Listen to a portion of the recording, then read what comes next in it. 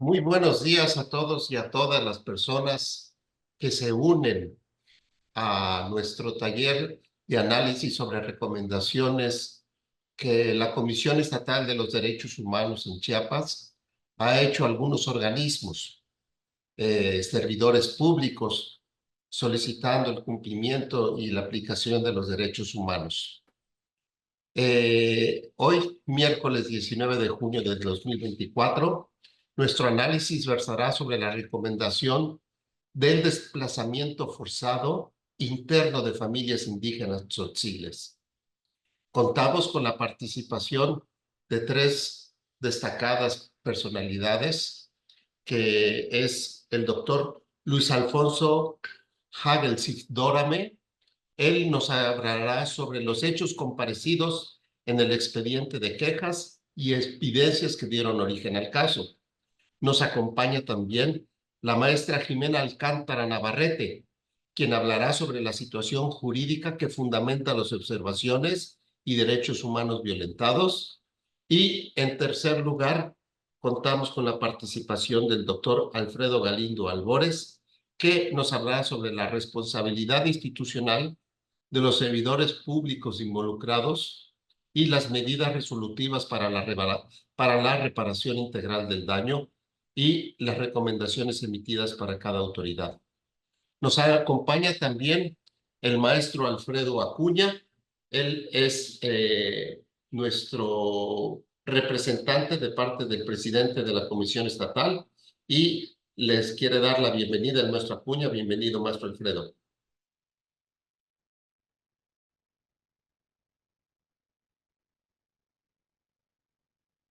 El micrófono. Sí, bien, muchas gracias, muy amable. Pues bien, muy buenos días a todas y todos. A nombre del licenciado Juan José Cepeda Bermúdez, presidente de esta Comisión Estatal de los Derechos Humanos, quiero dar la más cordial bienvenida a las personas que nos acompañan en modalidad a distancia, así como a los investigadores y académica que participan esta mañana. Sin su presencia no sería posible la realización del taller de análisis de recomendaciones. Doctor Luis Alonso Hagelsief Dórame, profesor e investigador de la Universidad de Sonora, valoramos su disponibilidad para colaborar con esta institución. Maestra Jimena Alcántara Navarrete, profesora de asignatura de la Universidad Autónoma de Chiapas, recibe una grata bienvenida de parte del presidente de este organismo y de las personas que lo integramos. Finalmente, doctor Alfredo Galindo Albores, profesor e investigador de la UNACH. Apreciamos su ánimo colaborativo con esta comisión y nos da mucho gusto contar con su presencia. Como un favor especial de parte de don Juan José Cepeda Bermúdez, sean tan gentiles de transmitir un respetuoso saludo al doctor Carlos Faustino Natarenda Andayapa, rector de la máxima casa de estudios en nuestro estado, y al director del Instituto de Investigaciones Jurídicas, el doctor Manuel Gustavo Campo Muñoa. Como ya hemos comentado anteriormente, pues el objetivo central de este ejercicio de análisis consiste en difundir las acciones de protección más sobresalientes de los organismos públicos de derechos humanos. De manera concreta, aludo a las recomendaciones que emite la CEDH de Chiapas. Conviene mencionar que las recomendaciones son las resoluciones que resultan del trabajo técnico de investigación, de la valoración de los medios de prueba obtenidos y aportados, tanto por la persona quejosa como por la autoridad, y también de la evaluación y aplicación del material normativo correspondiente al caso. El despliegue de este conjunto de acciones permite que un organismo de protección y promoción de derechos humanos esté en aptitud de acreditar la existencia o no de un hecho victimizante. En esencia, los instrumentos recomendatorios constituyen el medio que tiene la Comisión Estatal para comunicar a las personas agraviadas y víctimas, a las autoridades recomendadas y a la opinión pública la ocurrencia de una vulneración de derechos fundamentales. De ahí la importancia del taller de análisis de recomendaciones, el cual desde el comienzo ha favorecido el intercambio de visiones y enriquecido el trabajo que realiza este organismo protector. A través de la reflexión, el diálogo y la crítica constructiva que caracterizan los trabajos de este taller, se refuerza la publicidad de esta clase de determinaciones y facilita ahondar en los argumentos jurídicos que sirvieron de base para la verificación de violaciones de derechos humanos. El día de hoy se examinará la recomendación número CDH-07-2020-R, la cual concierne al menoscabo de una pluralidad de derechos a causa del desplazamiento interno forzoso de una familia de personas indígenas tzotziles en Sinacantán, Chiapas. Sobre esta clase de hechos es necesario resaltar que las personas que abandonan sus lugares de origen o residencia habitual, ya sea porque huyen de la violencia, por la ocurrencia de violaciones de derechos humanos, o bien a causa de catástrofes naturales, parten de una posición de pérdida, que no solo conlleva el sacrificio de la propiedad y posesiones, sino que también compromete las relaciones de familia y la pertenencia a una comunidad. Los efectos de los desplazamientos internos son especialmente graves tratándose de personas que pertenecen a pueblos originarios, en razón de que el vínculo entre éstas y sus territorios ancestrales se fragmenta. En el presente caso, el desplazamiento se tradujo en la expulsión de un grupo de personas y fue producto de la intolerancia de las convicciones políticas. Precisamente el respeto a la diferencia nos permite ver que la persona es la otredad que nos conforma como sujetos y a quien debemos aceptar y respetar con toda su diferencia. Por tanto, si queremos construir con éxito una cultura democrática, debemos educar en derechos humanos desde el primer ciclo de vida de las personas. De ahí que con toda razón el célebre pensador italiano Umberto Eco opinó que la única vía posible para asegurar el respeto a los distintos modos de ser y de pensar se halla en una educación constante, que empiece desde la más temprana infancia antes de que la intolerancia se convierta en una corteza conductual demasiado espesa y dura. Muchas gracias. Muchas gracias, maestro Alfredo. Ahora tengo yo el gusto de presentar la semblanza curricular del doctor Luis Alonso Hagel Dorame, profesor investigador en la Universidad de Sonora. Su formación académica es licenciado en Derecho por la Universidad de Sonora, maestro en Derecho Procesal, Penal, Acusatorio y Oral, especialista en Derecho Matrimonial y Procesal Canónico por la Universidad de Navarra, España. Doctor en Derecho por el Instituto de Investigaciones Jurídicas de la Universidad Autónoma de Chiapas. Su trayectoria profesional ha realizado estancias de investigación en la Facultad de Derecho de la Universidad Complutense de Madrid y en la Facultad de Jurisprudencia de la Universidad del Rosario en Bogotá, Colombia. Ha participado en congresos internacionales y congresos nacionales. Asimismo, ha impartido conferencias magistrales y escrito capítulos del libro con editoriales de prestigio. Obtuvo la distinción como miembro del Sistema Nacional de Investigadores Nivel 1, otorgado por CONACYT. También es miembro del Sistema Estatal de Investigadores con la categoría 4, Investigador Científico Nivel 1, otorgado por el Instituto de Ciencia, Tecnología e Innovación del Estado de Chiapas. Además, entre otras actividades científicas que desempeña, se encuentra la dirección de la revista Ecumene de la Universidad Autónoma de Querétaro. Asimismo, es miembro del comité editorial y científico de diversas revistas académicas reconocidas a nivel internacional. Actualmente se desempeña como profesor investigador de tiempo completo en la Universidad de Sonora, coordinando el programa de Derecho Campus Nogales. También es presidente de la Comisión Dictaminadora de la Programación de la Facultad Interdisciplinaria de Ciencias Sociales.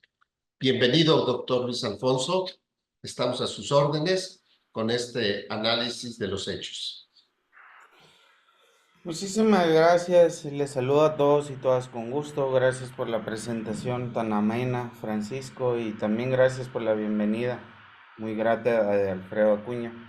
Y pues bueno, les saludo con gusto a todos y todas, espero que sea una charla amena. Bien, a mí me ha tocado hablar sobre los hechos comparecidos en el expediente de queja y las evidencias que dieron origen al caso. Si bien es cierto, como ya lo estuvieron mencionando, las recomendaciones de la Comisión Estatal de los Derechos Humanos, por lo cual felicito de primer momento, porque han sido realmente buenas, específicamente en este sobre el caso de desplazamiento forzado interno de las familias indígenas tzotziles, esto en Sinacatán, Chiapas. Cabe destacar, y de primer momento me gustaría abundar un poco más, eh, la cuestión de las familias indígenas o siles en Chiapas, no me dejarán mentir, representa un rico mosaico, por así decirlo, en la cultura de México. De primer momento, los tzotziles son un grupo étnico maya demasiado numeroso, y la cuestión de sus tradiciones y sus costumbres han sido progresivas a lo largo del tiempo, ¿no? La cuestión de estas, al estudiar un poco sobre los orígenes de los tzotziles, me he dado cuenta y percatado que una de sus características más fundamentales es el vínculo comunitario. Porque a ese vínculo me refiero a que estas comunidades tzotziles suelen ser muy unidas, y la cooperación entre esas familias es esencial para la vida diaria y bien para la supervivencia, con diferentes tareas, ya sean las agrícolas, siembra y cosecha, el maíz, cultivos, entre otros, y las actividades comunales, donde ayuda la mutua ayuda, ¿no? Dentro de estas, las familias tzotziles, voy a tocar brevemente para ya empezar con la cuestión de los antecedentes. Se ve precursado, protegido, en tanto que la Comisión Estatal de Derechos Humanos del Estado de Chiapas ha tenido a bien señalar en estas recomendaciones algunas legislaciones. Voy a comentarlo brevemente, ¿va? La cuestión del artículo 2 de la Constitución Política de los Estados Unidos Mexicanos. Viene la cuestión del derecho a la libre determinación y la autonomía. Esto ya lo hemos visto, se ha abordado en las anteriores sesiones. También el derecho a mantener y enriquecer sus lenguas, conocimientos y todos los elementos que constituyen su cultura e identidad, y el derecho a aplicar sus propios sistemas normativos. Por otro lado, podemos ver la Ley de Derechos y Cultura Indígena del Estado de Chiapas, que viene a marcar la protección de las tierras y territorios indígenas, la participación en la consulta, en las cuestiones de las consultas indígenas, y la educación bilingüe e intercultural. Esto también lo hemos visto en el Instituto de Investigaciones Jurídicas de la UNACH, y bueno, la UNACH también en relación con todo, ¿no? Y bueno, entre otras, no abundaré más en ello porque sé y confío y estoy seguro que la maestra Jimena y el doctor Alfredo tocarán un poco más sobre la cuestión del marco normativo. En esta cuestión me gustaría abundar primero los antecedentes. ¿Cuáles fueron los hechos que originaron toda esta problemática que tuvo que dar a pie este tipo de recomendaciones y asuntos la Comisión Estatal de Derechos Humanos? Primero, nos estamos remontando al año 2015. Toda esta, en la cuestión de los tzotziles en Sinantatán, se vio desde el año 2015, por cual voy a decir la persona desplazada, ¿va?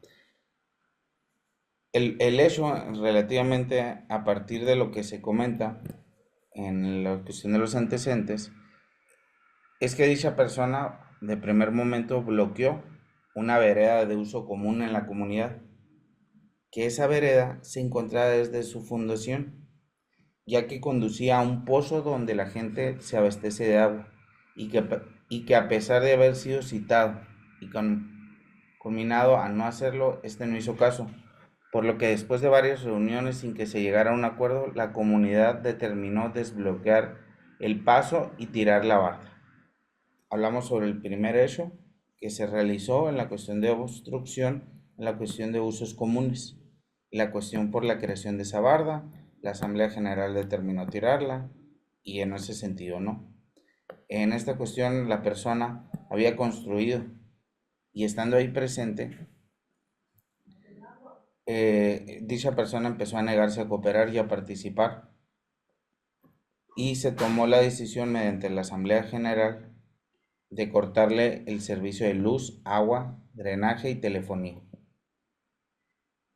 Después de 3 días de haberlo hecho, señalan que llegaron los compañeros, cerca de 100 personas, con palos y piedras, agrediendo al domicilio, quien era el primer agente en ese tiempo, por lo que la comunidad estaba reunida celebrando una festividad, y al momento de percatarse la gente de las agresiones, comenzaron a tirar piedras a la casa.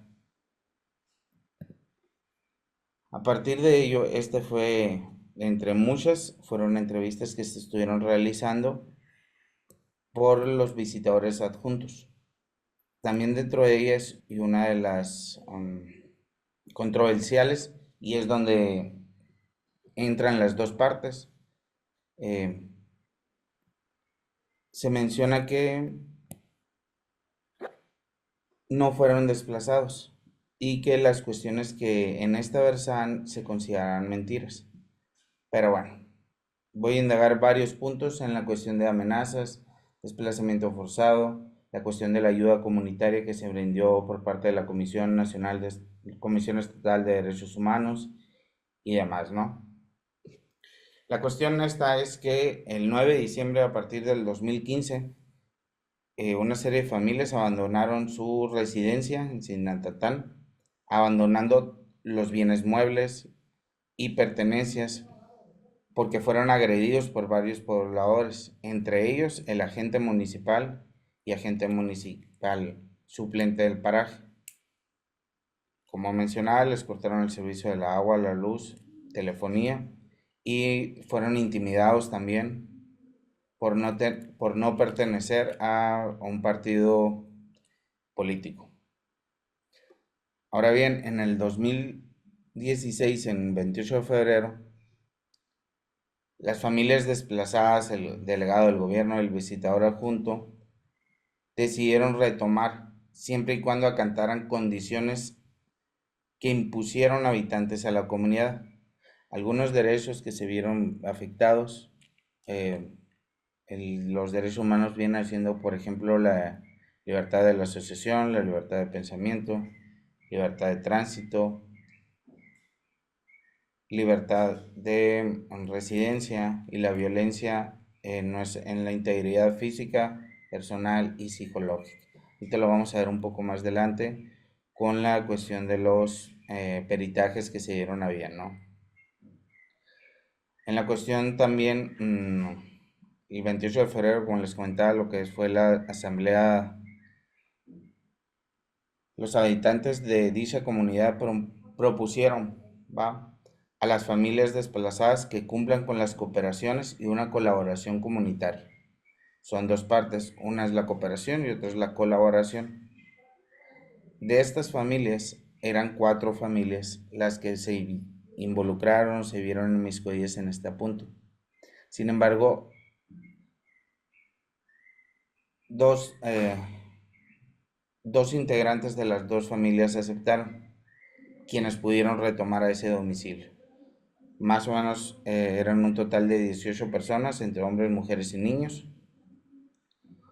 Con respecto a las otras 2 familias de la persona que hemos estado hablando, de estas familias suman un total de 28 personas que rechazaron la propuesta. Ellos comentan que no están dispuestos a cooperar ni a desempeñar ningún cargo comunitario, por lo cual se retiraron de la comunidad hasta este momento que les estoy comentando, en el 2016. Todo va a ser aunado a la cuestión del tiempo. Para mi parte son la cuestión de los antecedentes, así que tengo que hacer una relatoría. La postura de esta comunidad de Tzotziles es que acepten ocupar esos cargos y otorguen sus cooperaciones, considerando que él es quien se niega a hacerlo. Además, en ningún momento le han planteado o exigido que cambie de ideología o partido político. Esas son las cuestiones que se han comentado a partir de la asamblea, ¿no? Y en el 2018, el presidente municipal ya abunda sobre la cuestión de la situación que se ha vivido desde el 2015. Y lo que él comenta es que no lo niegan, que retome siempre y cuando acepte los cargos de servicio que por costumbres se hacen en la comunidad y coopere como lo hacen los habitantes. Pero mientras se niega a esa prestación de servicios, no será aceptado. Como es de conocimiento, en cada comunidad indígena tiene sus usos y costumbres, como lo son los acuerdos que toma la asamblea, creando sus propias normas internas dentro de cada comunidad y que se tienen que respetar. Esto con el fin de tener un orden en la comunidad y mantener la paz. Recordemos que la cuestión de los usos y costumbres son realmente fuertes, válidos, han sido por órganos tanto internacionales como nacionales. Sin embargo, los usos y costumbres tienen una limitación. ¿Cuál es la cuestión de que mientras a partir de esos usos y costumbres sean violentados derechos humanos? Es ahí donde se encuentra la limitante, porque todos tenemos la cuestión de la dignidad humana. Y bueno, ahora ya viene la cuestión, el 30 de mayo del 2018, a partir de la visita de la Comisión Estatal de Derechos Humanos, rendió el subsecretario de Gobierno de la región.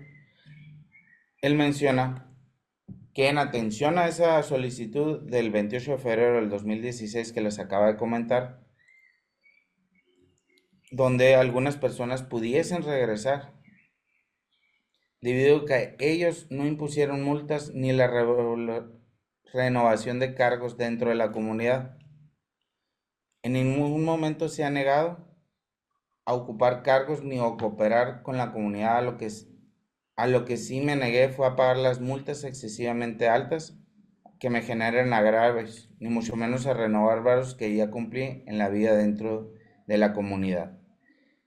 En esta cuestión, los agravios y las multas, la multa que estaba cumpliendo, bueno, que se le estaba solicitando, era la cantidad de 120,000 pesos. En esta cuestión era la que se niega a cubrir, y en la cuestión de servicio comunitario, la persona comentaba que ya lo había cubierto, debido a que ya él tenía mucho tiempo como catequista, y bueno, con eso cumplía con la cuestión de la ayuda a la comunidad. Dentro de todas estas cuestiones que le he platicado, han solicitado el 31 de mayo atención psicológica, debido a que el desplazamiento forzado les generó un fuerte impacto psicológico, a causa de salir huyendo de su hogar, a causa de la violencia ejercida, ¿no? En esta cuestión, como les comentaba, rechazaron la propuesta, y bueno, es comprensible que la cosmovisión indígena, que la participación en trabajos comunitarios y ocupar cargos y cooperaciones a las que sean en beneficio de todos los habitantes son inherentes a la vida comunitaria, la cual se establece en el apartado A del artículo 2 de la Constitución Federal. A partir de ello, como les comentaba, la comisión hace el llamado para la cuestión de los peritos psicológicos para determinar si habían sufrido o no daños. Y bien, dentro de este transcurso, como yo les comentaba al inicio, sufrieron también amenazas. La Fiscalía de Justicia Indígena, el 3 de agosto del 2018, relatan que recibieron una denuncia. A partir de esa denuncia se trata que los afectados recibieron una llamada de un conocido del paraje, quien les informó que tuvieran cuidado y que cuidara a su familia, ya que están en peligro porque los pobladores están molestos por la defensa legal que han emprendido para retomar a su hogar de dicho paraje. En esta cuestión, la denuncia se interpuso por la Fiscalía, y bueno, acuérdense de la fecha, que fue 3 de agosto del 2018. La cuestión ahora bien, las víctimas que han sido partícipes o bueno, que han sufrido este tipo de cuestiones han sido, del caso meramente concreto, han sido 16 personas, entre ellos personas mayores de edad y también menores de edad. Sin embargo, los menores de edad han sido 5 personas en ese tiempo, ¿no? Entonces, 5 de las 16, estamos hablando que 11 menores de edad y 5 menores de edad, perdón. En este caso, todas las personas, las 16, 14, porque son las que se pudieron realizar. En esta cuestión, todas manifiestan, a partir de los peritos psicológicos, de la valoración psicológica que se realizó, a partir del 27 de agosto del 2018 en adelante, mencionan que tuvieron una afectación emocional significativa, posiblemente por la violencia comunitaria que se sometieron.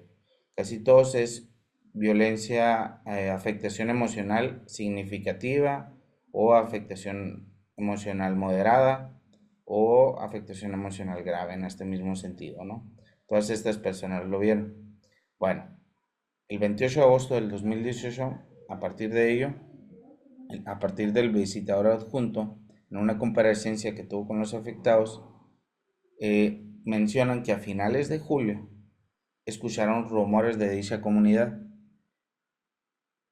de que sigue buscando problemas o que está demandando en cualquier momento lo agarran a él o a uno de sus hijos, ya que se supo por redes sociales que presentaron un amparo y que pueden regresar a la comunidad, pero que ya estando ahí los van a retener porque quieren ver sangre, por lo que solicitan a este organismo la emisión de medidas precautorias, ya que se encuentra en riesgo su integridad física y la de su familia.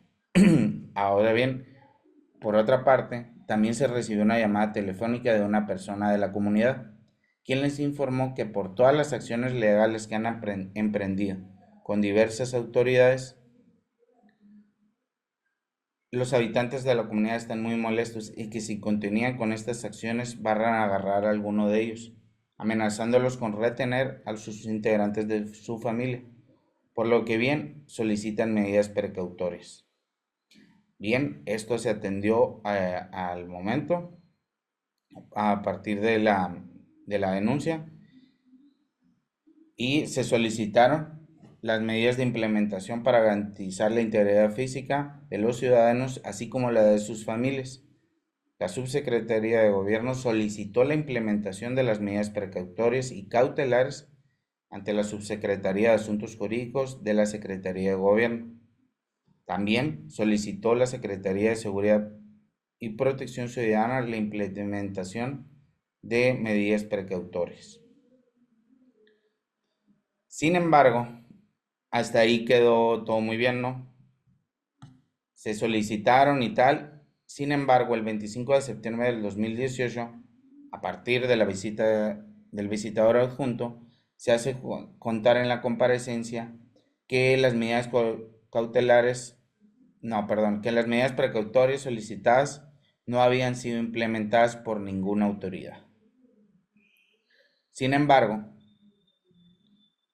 a través de otro oficio, con fecha del 9 de octubre, es decir, casi 14 días después de ello, por conducto del jefe de la Unidad de Protección y Promoción de los Derechos Humanos y Atención a Víctimas de la Secretaría de Seguridad y Protección Ciudadana, el 18 de septiembre del 2018, se solicita un informe en la cuestión de las medidas precautorias y cautelares a favor de las personas quejosas y de su familia.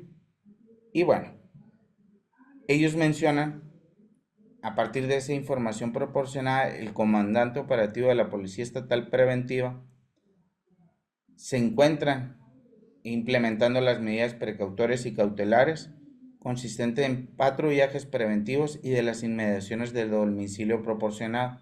De igual forma, se entrevistaron con la persona a quien se le hizo de su conocimiento de las medidas precautorias que se estarán realizando y se le proporcionó números telefónicos afectando a reportar alguna emergencia. En esta cuestión, la cuestión de las medidas cautelares y precautorias fueron por parte de los elementos de la Policía Estatal Preventiva para garantizar la integridad física, personal, jurídica y por ende la vida, así como la de sus familias para evitar hechos violentos y de difícil reparación. A partir de ello, las familias se informó, la administración que está en la disponibilidad de ayudar en este conflicto. Se va a citar ahora bien a lo que son las reuniones en el ayuntamiento municipal. El primero de estos acercamientos ya con autoridades se propuso el día 13 de mayo a las 12 horas en el ayuntamiento, entre el presidente municipal, la parte quejosa, sus representantes, pero no se presentaron. Se va a programar otra reunión para el día 7 de junio del 2019 en el mismo lugar. En esta cuestión se solicitó mover la reunión debido a diversas situaciones, ¿no? Imposibilidad de la familia, más bien, de ser desplazada a acudir dicho municipio. Y la persona quejosa señaló que no era posible, ya que la reunión del 13 de mayo se acordaron realizarla, ¿no? Realizando la reunión esta con las personas, se puso a disposición que cumpla con los cargos de la comunidad y las cooperaciones atrasadas, que se ha respetado a la comunidad, pero no puede ser independiente, ya que tiene que cumplir con los servicios. Y ellos comentaron también,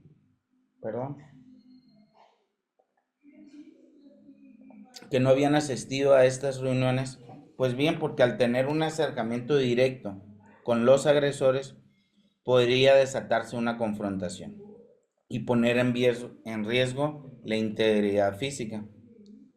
También señalaron que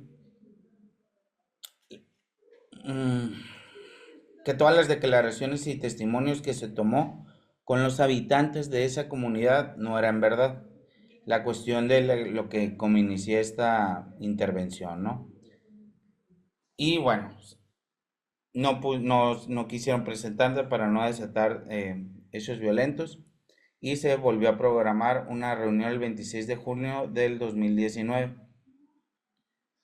En esta cuestión, las autoridades comunitarias manifestaron que pondrían a consideración general dicha propuesta, la aclaración que en ningún momento han tenido la intención de retener a la parte quejosa, ya que son una comunidad pacífica y le apuestan a solucionar el conflicto por la vía del diálogo, y reiteran que la comunidad está abierta al retorno de la parte quejosa y su familia, siempre y cuando cumplan con los cargos comunitarios y tradicionales y cubran con las cooperaciones atrasadas y los posteriores. Bien, en relación a la situación esta, el 17 de septiembre del 2019, la Comisión Nacional de Derechos Humanos y la Comisión Interamericana de Derechos Humanos solicitaron informes relativos a la queja.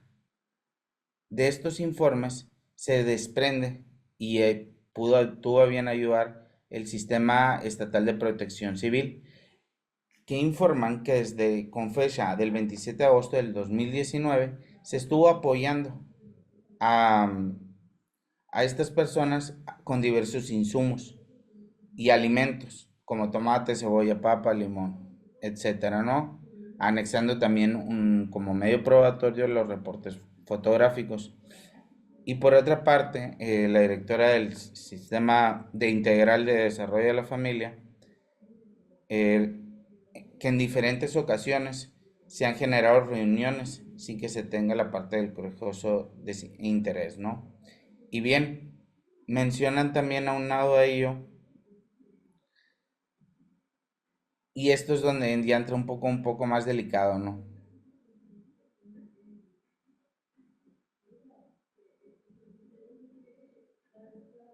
Que se inconforma el 23 de octubre del 2019, se inconforma debido a que manifestar que no se han entregado las despensas que cada semana se deben de entregar. Siempre, y menciona, siempre dicen lo mismo, que por falta de recursos no nos han hecho entrega de las despensas. Sin embargo, el 23 de octubre del 2019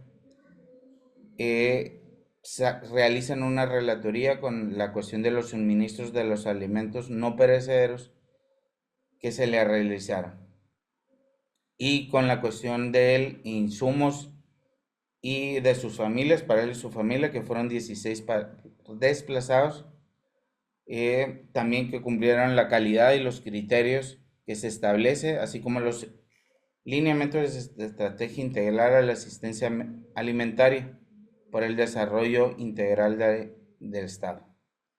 Bien, aun cuando se concentran acuerdos entre las partes involucradas, agotando los canales de diálogo y concentración, la familia no aceptó retomar, ya que están dispuestos a participar en la vida comunitaria y realizar cooperaciones que determine la Asamblea General, consistentes en el pago de energía eléctrica y del agua. Sin embargo, el gobierno del Estado, perdón,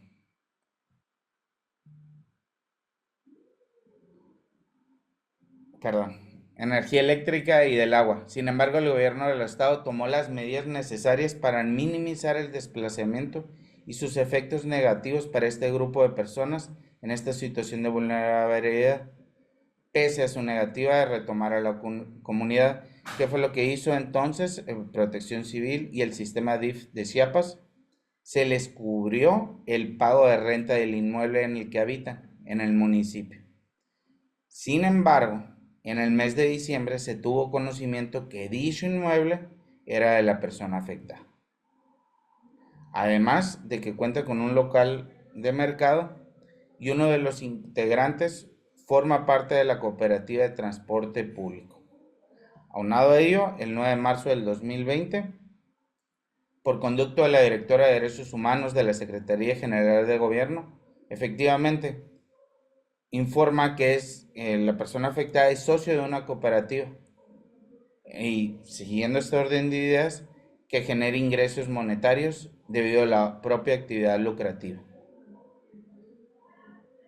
En esta misma sintonía, la Fiscalía, y con esto ya voy a acabar, creo que todavía tengo tiempo, la Fiscalía del Ministerio Público Investigador inició todo este trámite el 9 de diciembre del 2015 por los delitos de lesiones y de daños en agravio a la líder familiar y a las 15 personas, y hasta ahorita se encuentra en un estado actual, es en trámite, y se están realizando las actividades diligencias para acreditar la participación de los imputados y cuantificar los daños y valores en el domicilio.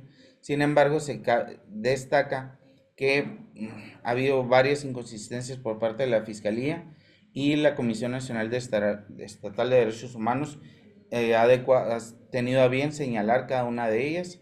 Y bien, yo creo que hasta este momento, creo que me faltarán 30 segundos, pero no quisiera tener muy concreto el tiempo, entonces doy por terminada mi participación. Aunado a ello, después de hablar de los 8 hechos comparecidos en el expediente de queja y las evidencias que dieron lugar al caso. Gracias. Muchas gracias, doctor Luis Alfonso. Ahora quiero presentar a la maestra Jimena Alcántara Navarrete. Ella es profesora de asignatura en la Universidad Autónoma de Chiapas. Su formación académica es doctorante actualmente en Derecho por el Instituto de Investigaciones Jurídicas de la Universidad Autónoma de Chiapas. Es maestra en Derecho Fiscal y Administrativo por el Centro de Estudios Jurídicos Universitarios.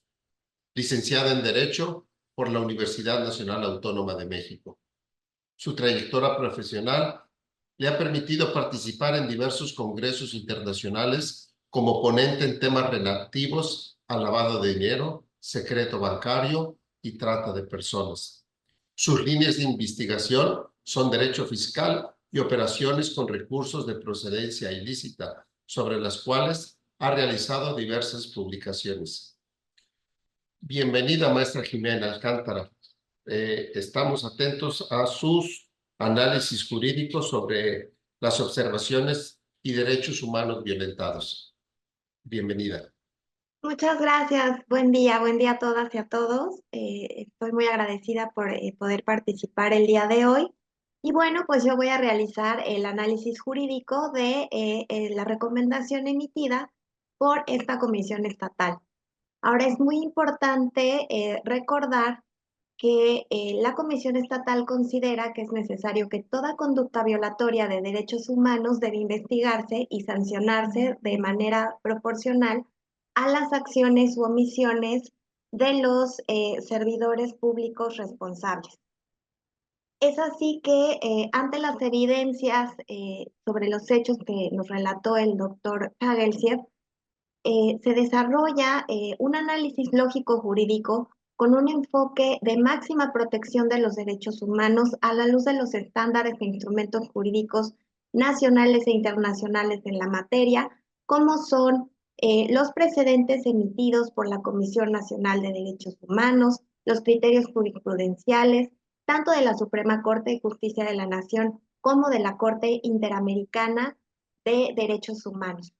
En este caso, esta recomendación pues tiene por objeto determinar si existieron violaciones a la libertad de circulación y residencia, a no ser desplazados forzadamente, a la propiedad, a las medidas de ayuda inmediata, a un nivel de vida adecuado, a la alimentación, a la vivienda, a la salud, a la educación, a la seguridad, al trabajo y al acceso a la justicia por actos atribuibles a todas las autoridades involucradas, como son la Secretaría General de Gobierno, la Presidencia Municipal, la Secretaría de Protección Civil, la Fiscalía General del Estado y el sistema DIP Chiapas. Ahora bien, algo que es muy importante que mencionemos para iniciar es que nuestra Constitución Federal, en su artículo 2, inciso A, fracciones 1 y 2, reconoce y respeta el derecho de los pueblos y las comunidades indígenas a la libre determinación y a su autonomía para decidir sus formas internas de convivencia y organización social, así como aplicar sus propios sistemas normativos en la regulación y solución de conflictos.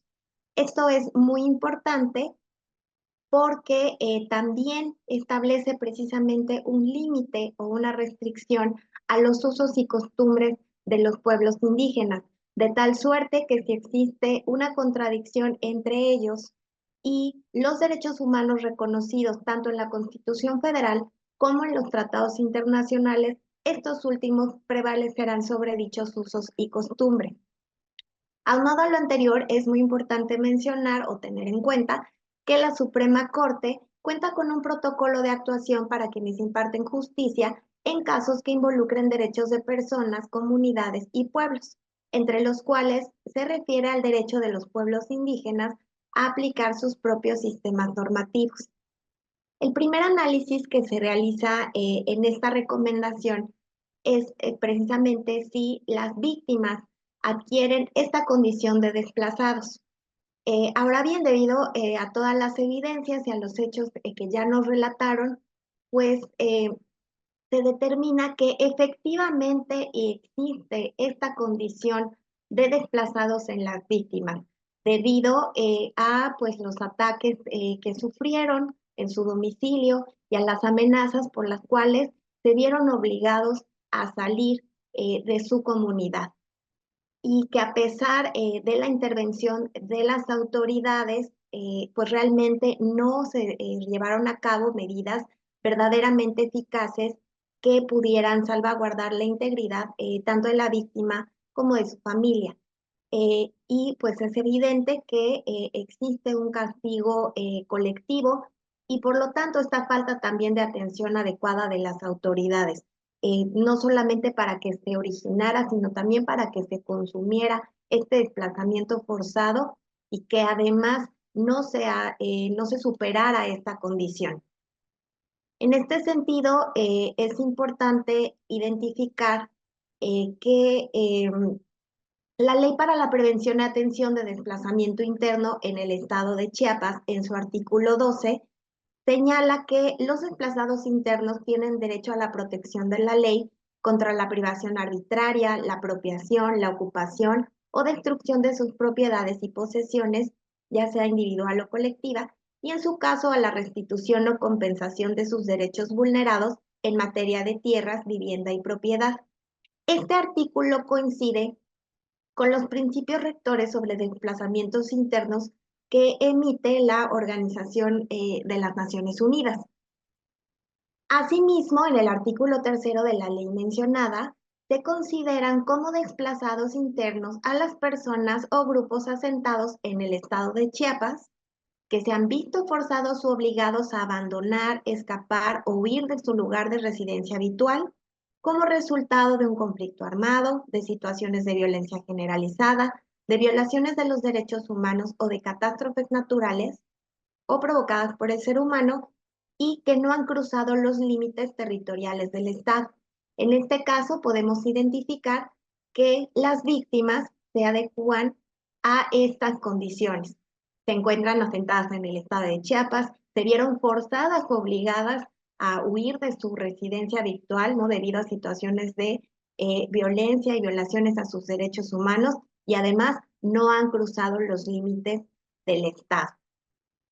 En este sentido, la Comisión también identificó una violación a derechos humanos en términos de lo dispuesto por el artículo 1 constitucional, en el sentido de que hay un incumplimiento de la función pública del ente procurador de justicia al no haber desplegado las debidas y oportunas diligencias para restituir a los quejosos en el goce de sus derechos.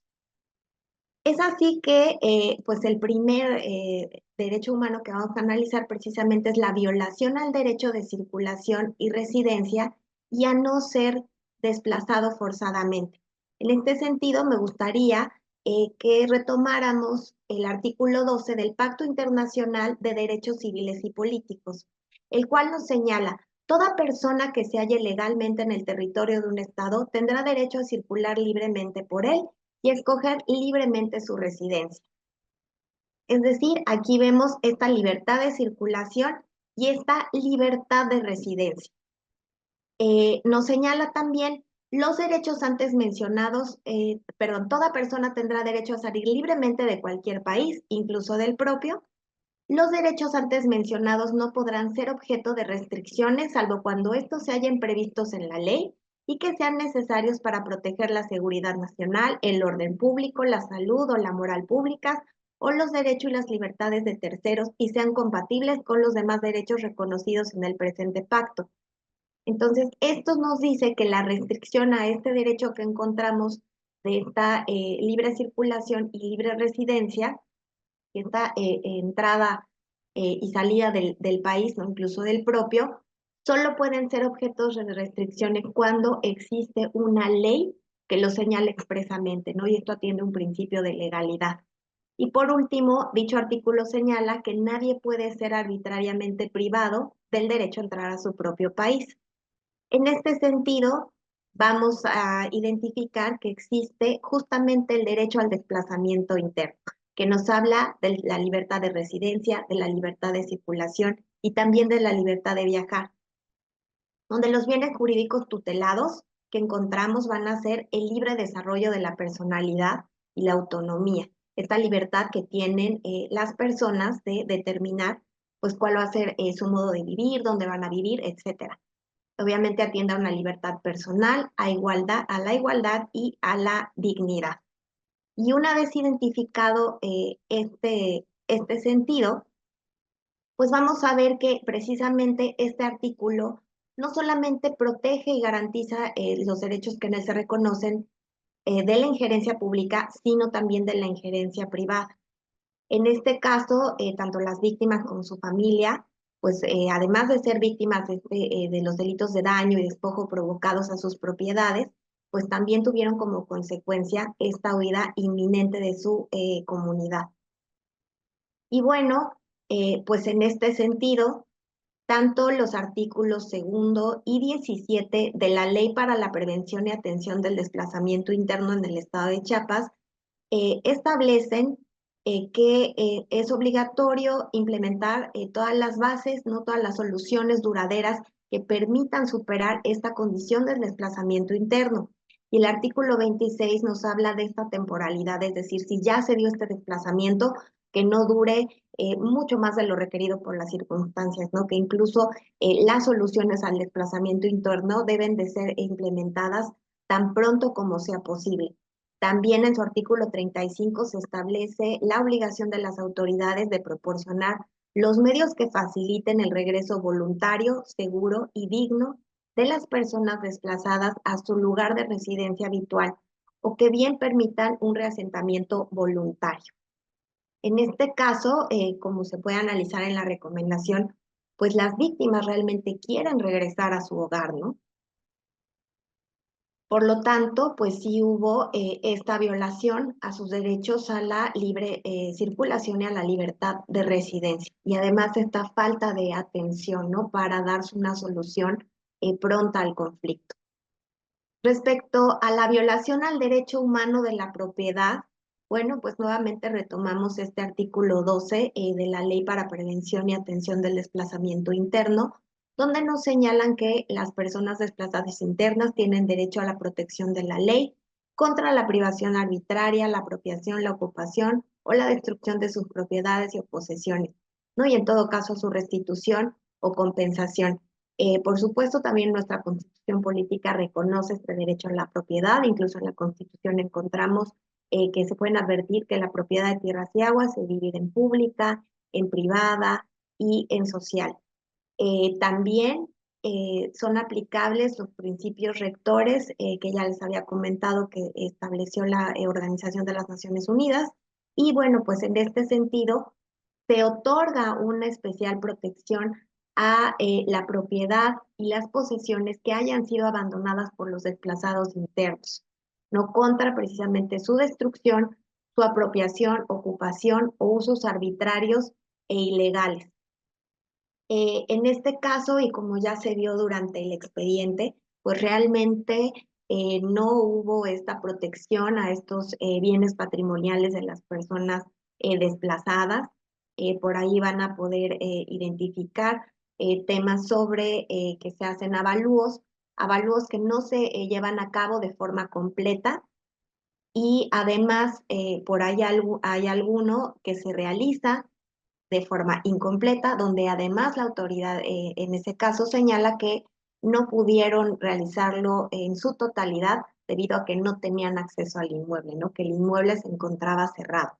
Entonces, evidentemente, pues también hay una violación a la propiedad. Es importante señalar no solamente en cuanto a la parte del terreno, de la construcción, sino de los vehículos que se encontraban y del menaje de la casa, además de todas las parcelas que pues eran propiedad de las víctimas. Por otra parte, tenemos una violación al derecho de acceso a la justicia. Esto es muy importante identificar porque de entrada hay un derecho que no se cumplió respecto a la protección contra precisamente el desplazamiento forzado, ¿no? Que vimos que se lleva a cabo y que además no se previene y no se resuelve de manera pronta. Que también involucra, obviamente, este derecho a la propiedad de las posesiones, ¿no? Una vez que las personas abandonan su lugar de residencia, pero también involucra este derecho de acceso a la justicia. No solamente es que las autoridades les proporcionen las medidas necesarias para dar solución al conflicto, sino que también es muy importante que se ejercite este acceso a la justicia, ya que la vía institucional pues es la adecuada para la defensa de sus derechos y para la restitución de sus bienes afectados.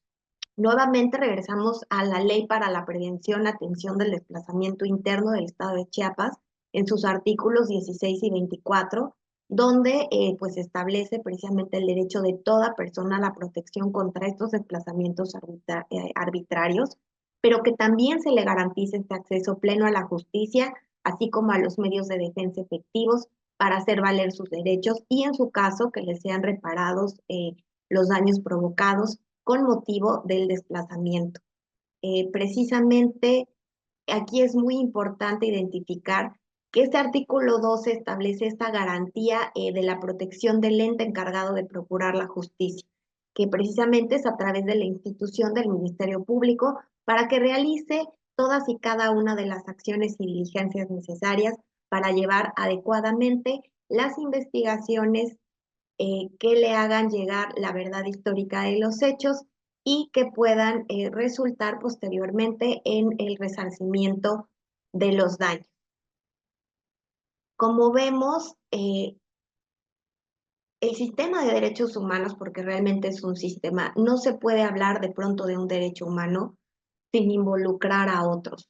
Todos están vinculados y efectivamente hay que realizar un análisis profundo para ver que no se violenten más derechos de los que las víctimas ya han sufrido. En este sentido, también las víctimas tienen derecho a medidas de ayuda inmediata, asistencia humanitaria y garantías para el goce de condiciones de una vida satisfactoria.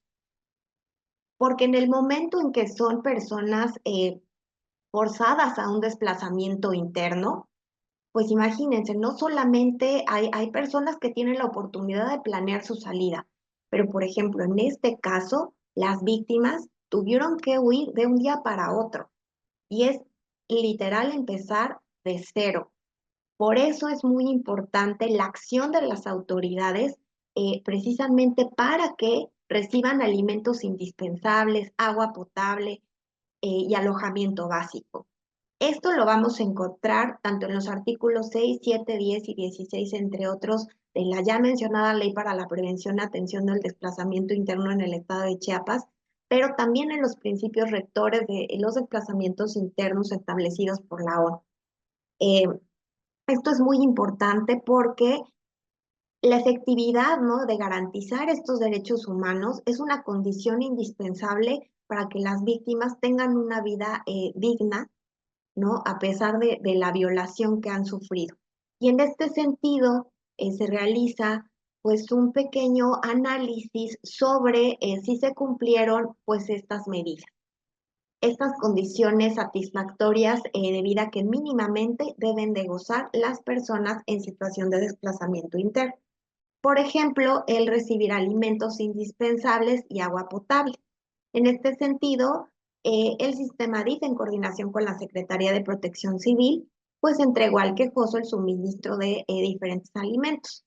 Si bien es cierto, en algunas ocasiones faltaban algunos de estos alimentos y en otras se atrasaron un poco debido a la falta de recursos, la realidad es que sí se cumplió. Respecto al suministro de agua potable, no existió ninguna queja por parte de las víctimas debido a que en la vivienda donde se encontraban alejados contaban con dicho servicio.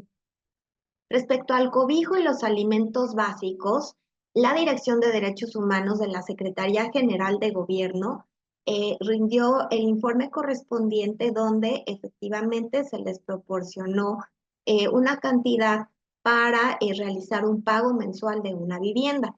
Posteriormente se identificó que las víctimas tenían una vivienda propia donde estaban residiendo. Además, se pudieron también reinsertar a la sociedad, ya que tienen, por ejemplo, un local por ahí comercial en algún mercado, otro está trabajando en una cooperativa de transporte público, es decir, pudieron reincorporarse y salir adelante. Esto es importante porque hay que dejarlo claro. El artículo 5 de la Ley para la Prevención y Atención del Desplazamiento Interno en el Estado de Chiapas sí señala que todos estos derechos se deben de aplicar a los desplazados internos sin discriminación alguna, incluso por motivos de posición económica o cualquier otro criterio. Como también lo relató el doctor Javier, se cubrieron los servicios médicos y de saneamiento indispensables correspondientes a la atención médica preventiva, prehospitalaria y hospitalaria, además de la atención psicológica. Es muy importante identificar también el tema de la educación, porque no podemos olvidarnos de las personas menores de edad que también son víctimas de este desplazamiento forzoso, y en este sentido, una menor sí pudo continuar con sus estudios, pero otro de los menores ya no pudo continuar debido a que pues tuvo que incorporarse a la vida laboral para poder colaborar con los gastos que se generaron como motivo de este desplazamiento. Y finalmente también esta comisión estatal determinó que no se cumplió el brindar la seguridad personal a las personas en situación de desplazamiento, ¿no?, lo cual está establecido en el artículo 10 de la Ley para la Prevención y Atención del Desplazamiento Interno del Estado de Chiapas, que implica esta obligación de las autoridades de garantizar el derecho a la seguridad de las personas en condición de desplazamiento y por supuesto a un retorno seguro y digno, ¿no? Y en este caso, pues no se le dio el tratamiento correspondiente a las denuncias que presentaron por las amenazas que las víctimas recibieron de los pobladores en caso de que retornaran a su domicilio. Y con esto concluyo mi participación. Espero haya sido claro para ustedes el análisis integral que realiza esta comisión para poder identificar cuáles fueron las violaciones de derechos de las víctimas. Muchas gracias. Muchas gracias, maestra Jimena. Y continuamos con la participación del doctor Alfredo Galindo Albores. Él es profesor investigador en la Universidad Autónoma de Chiapas. Su formación académica es doctor en Derecho Público por el Instituto Nacional de Estudios Fiscales, diplomado en Defensa Internacional de los Derechos Humanos por la Escuela Práctica Jurídica de la Universidad de Zaragoza, España, y el Centro Latinoamericano de Derechos Humanos. Especialista en Derecho Parlamentario, Derecho Constitucional y Derechos Humanos. Su trayectoria profesional le ha permitido desempeñarse como profesor e investigador de tiempo completo de la Universidad Autónoma de Chiapas y es profesor invitado de la Facultad Libre de Derecho de Chiapas. Es miembro del Sistema Nacional de Investigadores, CONACYT Nivel 1, investigador científico honorífico del Sistema Estatal de Investigadores, SEI y perfil deseable PRODEP, otorgado por la Secretaría de Educación Pública e integrante del Cuerpo Académico Consolidado de la UNACH, Derecho Constitucional y Derechos Humanos. Es también autor de los libros La protección no jurisdiccional de los derechos humanos en México, Desafíos actuales del Ombudsman Nacional, La justicia en México, temas electos, 2018, y Constitucionalismo Chiapaneco, 2019. Ha escrito capítulos de libros y artículos en revistas indexadas y arbitradas nacionales e internacionales. Bienvenido, doctor Alfredo Galindo. Estamos a sus órdenes.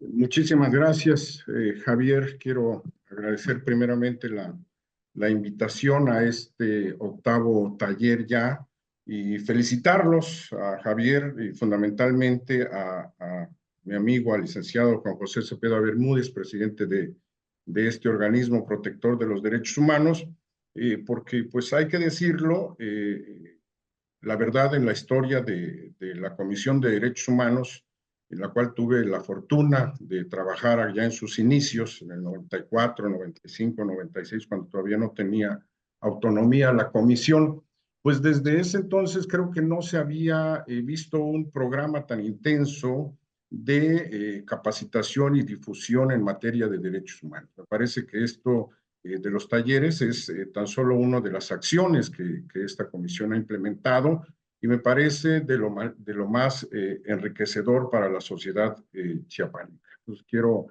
felicitarlo. Javier, hazle extensivo esta felicitación al presidente.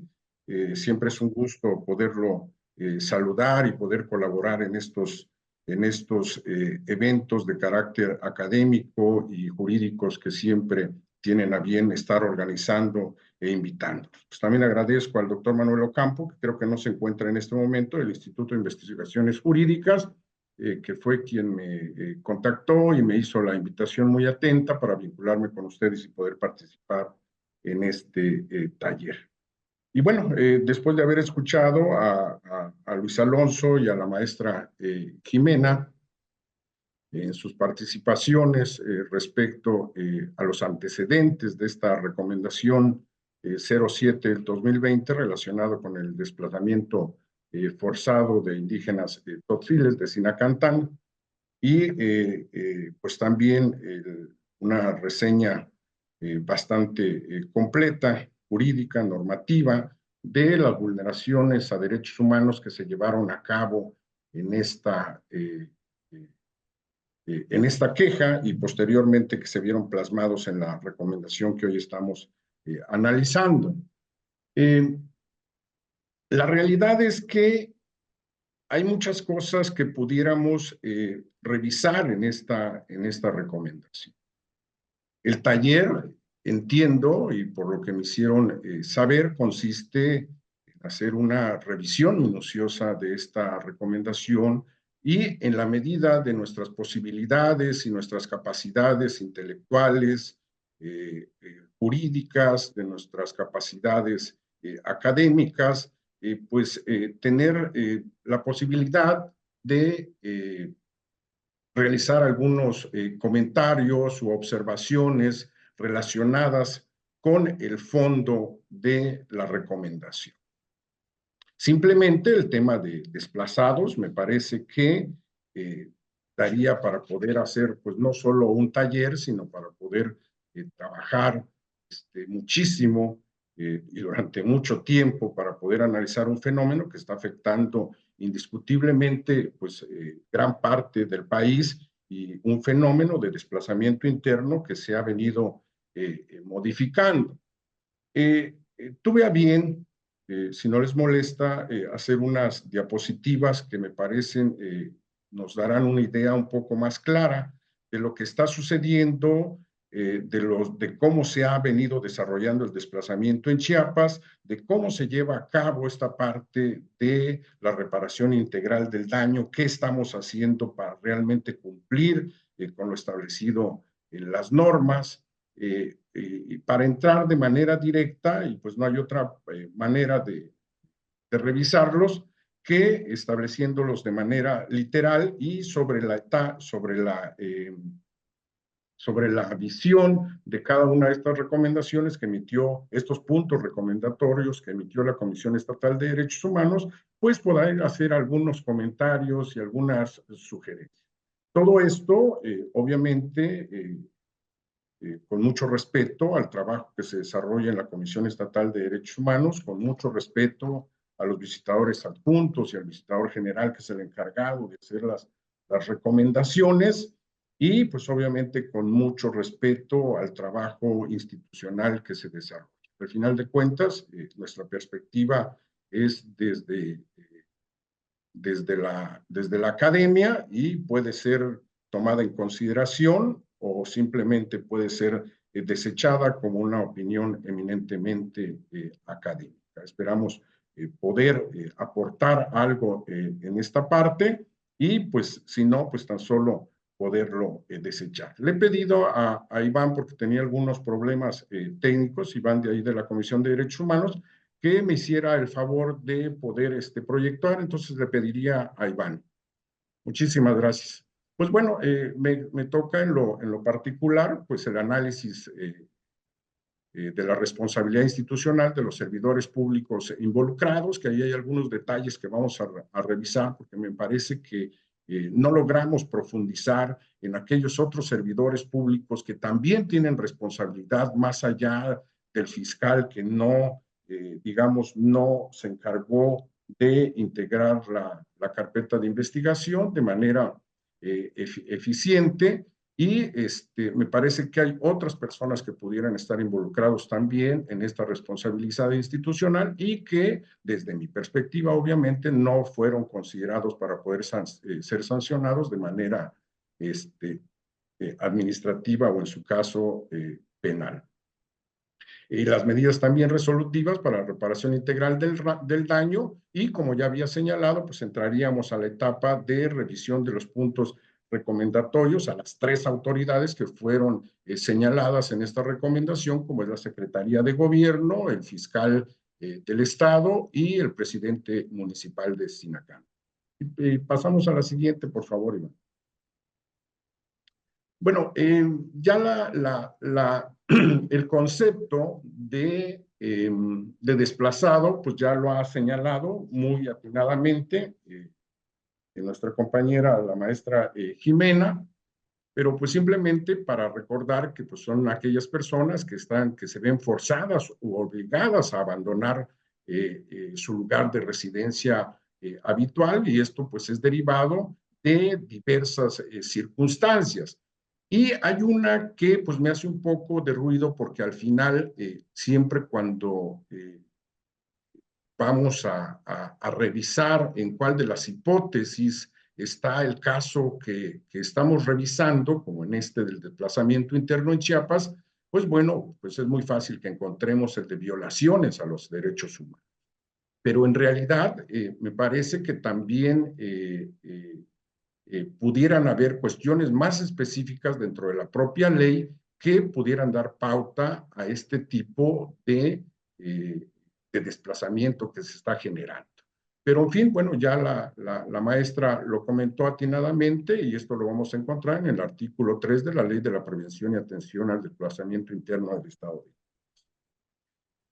Para que podamos entender el desplazamiento interno, y es algo también de lo que al final sugiero a la Comisión de Derechos Humanos, es que en este tipo de casos podamos hacer un contexto general de lo que está sucediendo, en este caso del desplazamiento, para tener entonces una idea de lo que está sucediendo y dónde estamos parados realmente. Si tenemos un diagnóstico, si tenemos los datos, qué es lo que está sucediendo en la región, qué es lo que está sucediendo en México y qué está sucediendo particularmente en la comunidad en materia de desplazamiento.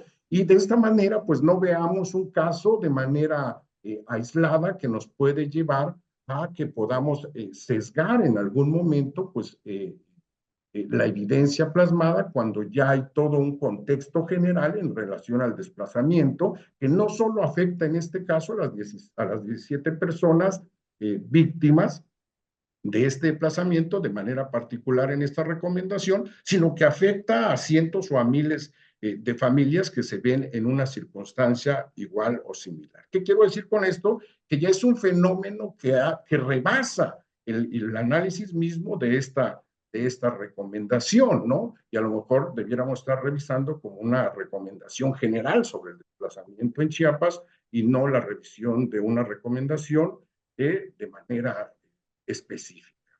Pero bueno, las etapas del desplazamiento en Chiapas, de los que saben del tema, pues tiene fundamentalmente 3 etapas que se dividen desde 1950 hasta la actualidad. En una primera etapa, el desplazamiento interno se va a deber a esos megaproyectos que se dieron, petroleros y sobre todo de hidroeléctricas. Si podemos, algunos de los que están ahora presentes y que también son muy bienvenidos en esta plataforma, de los oyentes, de los participantes, pues como ustedes recordarán, las presas de Chicoacén, Malpaso, Peñitas y La Angostura, por ejemplo, dieron pauta en esos años al desplazamiento de muchas personas debido a que sus comunidades se vieron inundadas o sus cultivos o las zonas de pastoraje, etcétera, se vieron invadidos por este desvío de los ríos para poder hacer las hidroeléctricas y esto generó un tipo de desplazamiento, pero era otra la coyuntura en la que se generaba. Una segunda etapa está relacionada con los conflictos religiosos y la mayoría de nosotros lo podemos percibir cuando viajamos a la ciudad de San Cristóbal o Comitán y vemos que algunos poblados que empezaron a crecer en esos tiempos, sobre todo del 70 para acá, en los 80s, que eran desplazados prácticamente de Chamula, pues se han convertido en nuevas poblaciones. Pero en realidad eran conflictos de naturaleza política y religiosa que se dieron fundamentalmente en Chamula, Tenejapa, Sinacantán, Chenaló, incluso llegando a conflictos comunitarios muy fuertes, como fue el caso de Actial en 1990. En una tercera etapa, vamos a encontrar ya a principios de este siglo, pues los grandes megaproyectos mineros, en algunos municipios, fundamentalmente en Chicomucelo, frontera Comalapa, en Jaltenango, etcétera, donde están las grandes minerías que sobre todo están concesionadas a empresas internacionales. Pero bueno, ese es otro tema. Y también hubieron muchos desplazados relacionados con problemas ambientales. Si recordamos, pues los huracanes que se dieron en ese tiempo, como el Stan, el Mitch, etcétera, que generaron también un fuerte desplazamiento porque pues, muchas personas perdieron sus propiedades y todo lo que tenían. Pero sobre todo, y es un tema que me parece debemos dejar sobre la mesa porque es algo que se estará discutiendo y que ya se está discutiendo, seguramente así continuará en los próximos años, ojalá y no, pero estoy seguro que sí. Pues el desplazamiento que se está generando, que es algo que ya tenemos que comentarlo también, derivado de la delincuencia organizada en diversos municipios, que empezó en frontera con Malapa, en Chicomucelo, pero ahora lo vemos en Panteló, en Tila, en Villacorso, en La Concordia, en Ocosocuautla, en Berriozábal, etcétera, y que esto está generando una ola de desplazados de manera brutal en el Estado. Y es desplazamiento interno.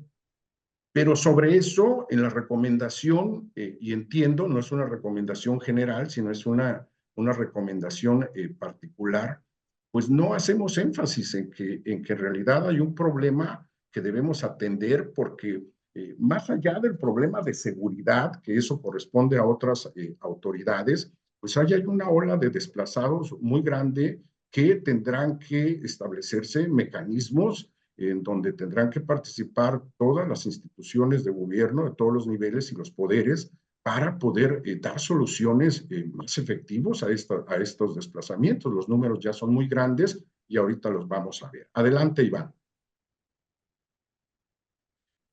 Algunos datos para poder contextualizar son que la cifra de desplazados internos, y es un dato que arroja un estudio de la propia Comisión Estatal de Derechos Humanos de Marta Sánchez Flores, en el 2020, ella señalaba que hay entre 16,000 y 21,000 desplazados internos. O sea, es una cantidad tremenda y estamos hablando del 2020, un dato del 2020 que obviamente en estos últimos 4 años se han agudizado por los fenómenos que ya he venido comentando.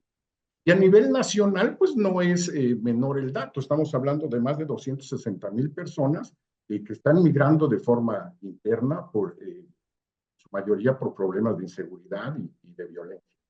Entonces, tenemos un problema que no solo es percibido desde el ámbito local o desde el ámbito comunitario, es un problema y un fenómeno que se está viendo y observando desde los organismos internacionales de protección de los derechos humanos y por la comunidad internacional. Entonces, es un problema mucho más grande de lo que a veces pensamos. Y bueno, de estas personas desplazadas, pues Chiapas está ocupando ya un lugar fundamental, pero si nos damos cuenta, del sur está Chiapas y Oaxaca, y nosotros ya estamos participando de igual manera con Chihuahua, con Durango, con Michoacán y con Sinaloa. Entonces, que eran estados que los veíamos muy lejos, donde regularmente este tipo de problemas pues estaban muy alejados de la realidad chiapaneca. Por otro lado, pues bueno, no hay una ley específica para atender el desplazamiento interno a nivel nacional. ¿Qué quiere decir esto? Que el tema del desplazamiento se ha dejado a un lado y se ha enviado a las entidades federativas para que éstas sean las que en el marco de sus competencias puedan desarrollar sus propias leyes y puedan resolver su desplazamiento interno. Y ha habido intentos para atender y para impulsar una ley que fue aprobada en la Cámara de Diputados, pero se quedó desde el 2020, se quedó en la Cámara de Senadores. Esta ya no pasó y pues han habido algunos pronunciamientos últimamente por todo esto que está sucediendo, pero que no ha sido atendido. Esperemos que pronto se pueda resolver y entonces haya una ley a nivel nacional, que solo, bueno, hasta donde pude revisar, es probable que ya algunos otros estados los tengan. Y bueno, la buena noticia es que Chiapas pues sí tiene una ley sobre desplazamiento, al igual que Guerrero, Sinaloa y Zacatecas. Pero hay un tema que me parece de lo más destacado y que bien valdría que desde la academia o desde la Comisión Estatal de Derechos Humanos o los investigadores o desde el Poder Legislativo pudiera revisarse, porque ya hay estados que han tipificado al desplazamiento como un delito.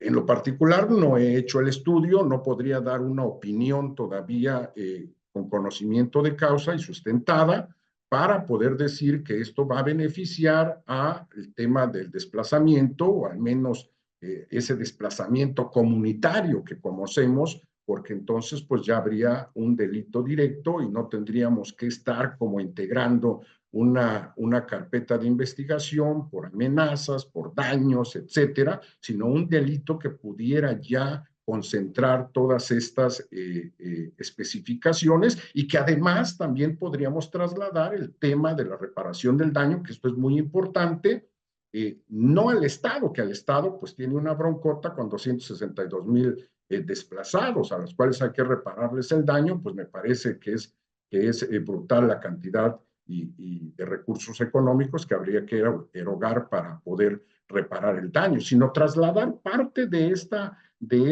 reparación del daño pues al terreno de los particulares, a efecto de mitigar un poco esta conducta que se ha dado ya de manera sistemática en las comunidades, y que pues tiene una connotación bastante compleja y multidisciplinaria.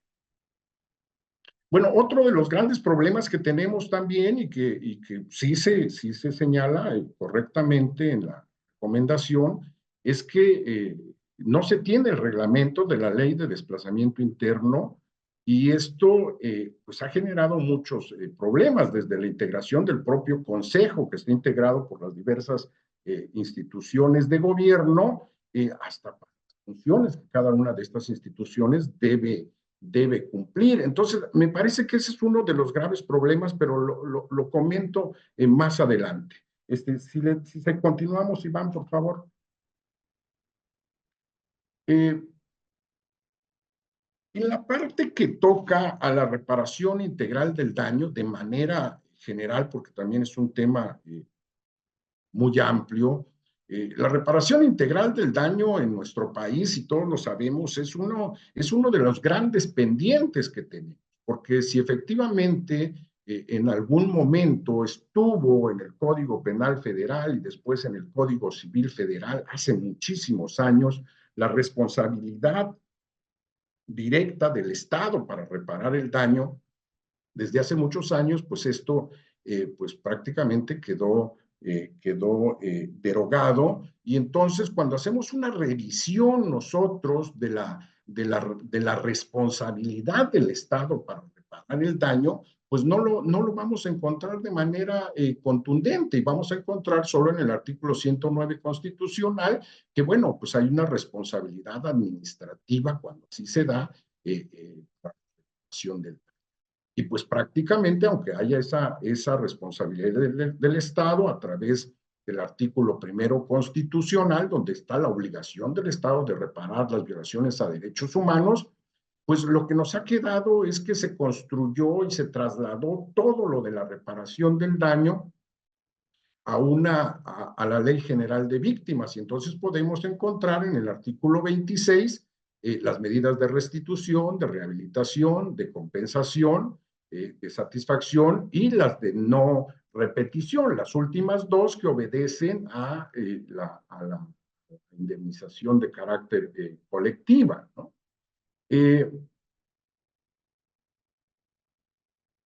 La CNDH en algún momento, en el 2015 más bien, la Comisión Nacional empezó a incluir un apartado de reparación del daño, y lo cual vi con mucha satisfacción también ver que ya en las recomendaciones de la Comisión Estatal pues prácticamente se aborda un capítulo de la reparación del daño. Me parece que todavía tenemos que avanzar un poco en esa parte, porque entiendo que no es tan sencillo el poder decir esta es una medida de restitución y y es contundente lo que se va a hacer, y esta es una medida de rehabilitación, y esto es lo que se va a hacer, y esta es una medida de compensación, y existen también colectivamente medidas de satisfacción y de no repetición, ¿no?, que van a abonar de manera colectiva a este tipo de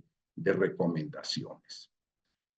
Aparejado a esta reparación integral del daño, las comisiones, y la Comisión Estatal de Derechos Humanos de Chiapas no es la excepción, va aparejada las sanciones que se generan para aquellos que vulneren derechos humanos.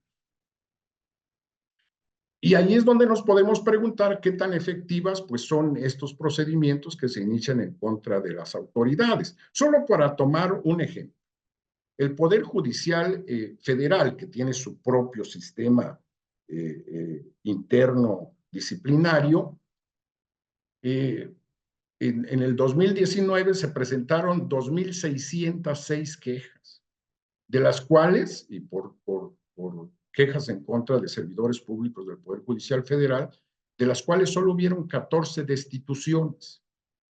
Entonces, aquí pues nosotros tendríamos que preguntarnos también cuál es la eficacia cuando pues las comisiones ordenan que se inicie un procedimiento administrativo, que se inicie una carpeta de investigación en contra de un servidor público. ¿Cuántas de estas realmente llegan a que a una sentencia? ¿Y cuántos de estas personas realmente son sancionados por haber vulnerado los derechos humanos?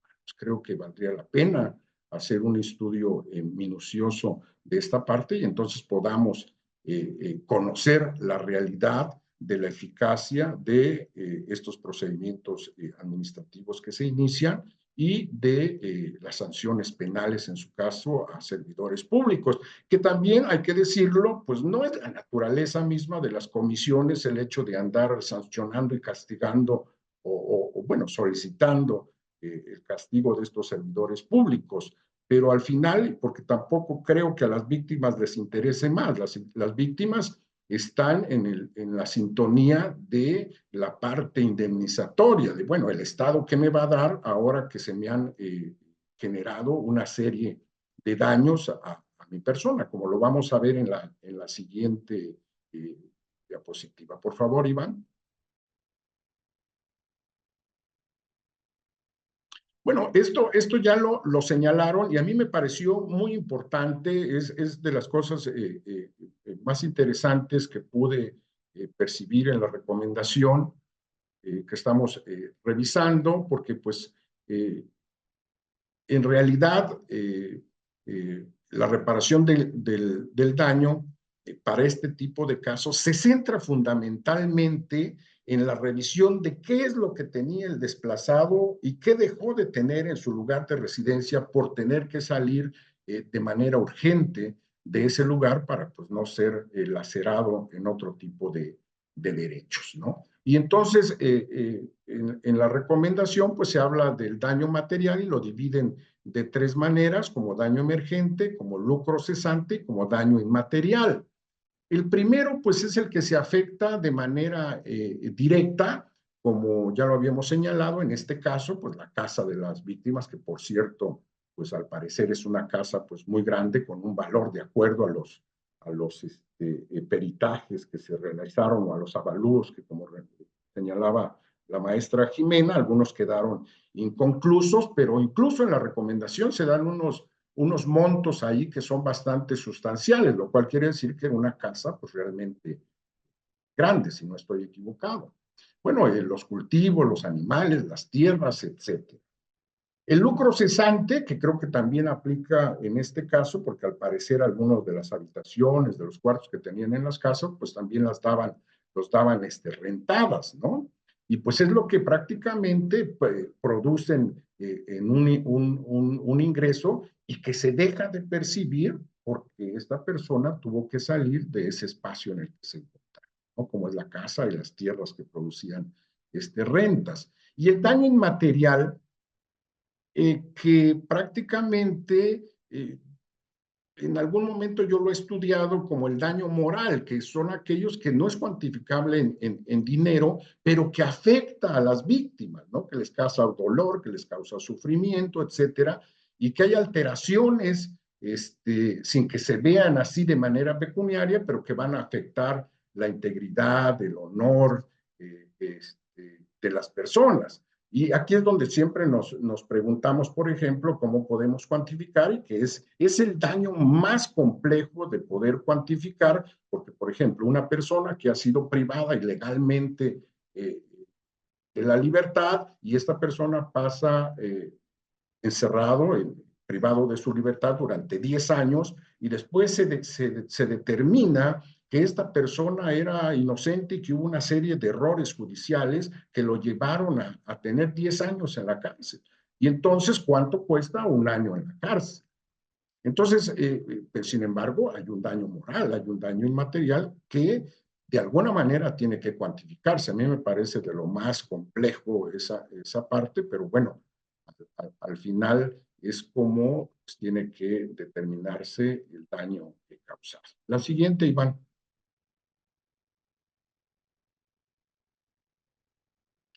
Bueno, llegamos a la parte, voy a tratar de, Javier, si me estoy alargando mucho, por favor, usted me dice cuánto me queda, 1 minuto, 2 minutos, y ya me concentro en lo específico, ¿no? Si usted me dice, podemos seguir avanzando. Bueno, respecto a los puntos recomendatorios, me voy a ir muy rápido. Ya dijimos que fue al secretario general de gobierno, al fiscal general y al presidente municipal de Sinacantán. Hay que decirlo, y hay que decirlo con todas sus letras. Algunos de los puntos recomendatorios, si revisamos otras recomendaciones sobre desplazamiento, pues vamos a encontrar prácticamente los mismos puntos. Y me parece que es momento ya como para poder entrar un poco más a profundidad.